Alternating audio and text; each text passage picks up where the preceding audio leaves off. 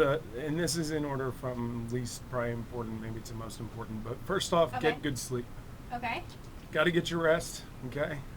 4, perform only short and intense cardio type efforts. So when you go to do your conditioning, keep it to like 5-10 minutes, like, but go hard. So make it real intense bouts of exercise so that you don't become anorexic. So don't get on the elliptical machine for an hour. Just think about when the Olympics are coming up this summer, Uh-huh. right? And you think about the type of body shape that a marathoner has, and Right. the type of body that a sprinter has. Uh-huh.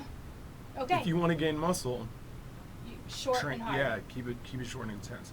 So the third one, full range of motion. When you perform exercise, each joint has a normal endpoint, and move throughout a full range of motion so that you'll work each muscle to its fullest potential. Okay.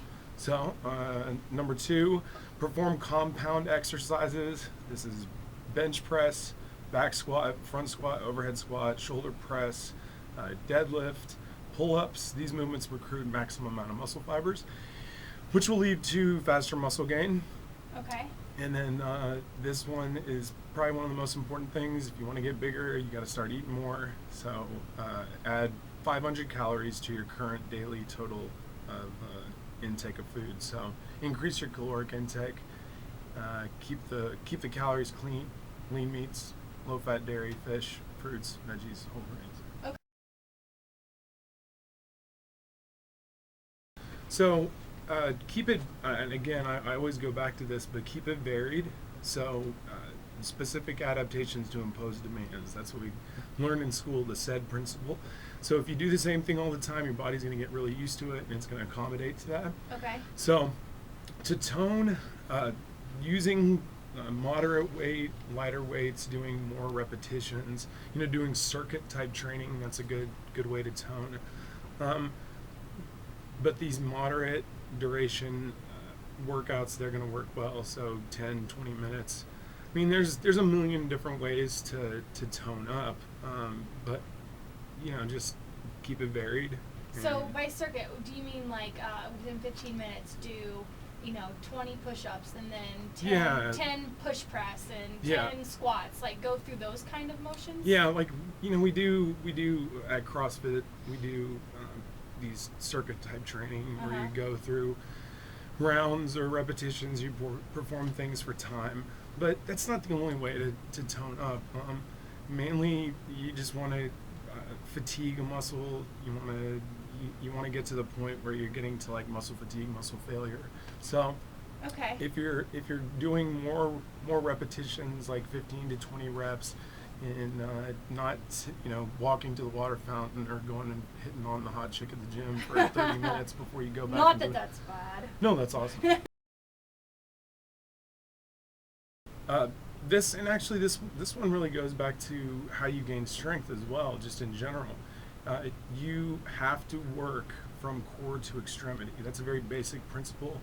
In architecture, a building is only as strong as its foundation, right? Mm-hmm. So your midline, your ability to stabilize and sturdy up your spine and pelvis and lock those in, and then be strong in the extremities. If you're doing deadlifts, these compound movements that place a great demand over your center of mass, or your center of gravity, or center of rotation, which is at the hips. Mm-hmm. So deadlift, squatting, those are basic exercises. Lunging, basically do these bigger compound movements, like put down the dumbbells and stop doing curls and tricep extensions. Those are single joint, isolated movements. They don't recruit as much muscle, and they don't place the same demand on your core that bigger movements place. So bench press, squat, pull-ups, push-ups, these are bigger movements, mm-hmm. and they'll train your core. What about like sit-ups and planks and things like that? Yeah, sit-ups are great. But they're not one of the main things. They're fine, and again, if you do too much of it, your body's going to adapt to it, and you're probably not going to really see and think about the amount of load that a sit-up places on your core relative to if you're doing a heavy kettlebell swing, or you're doing a body weight movement, like a GHD sit up where you're on like one of those Romanian chairs and you're like reverse on it and going all the way back, coming all the way forward. It's a greater load and greater demand placed on the abs. Okay. But again, variety is key. Just sit-ups are great, but sit-ups alone will not make your core, super Any better.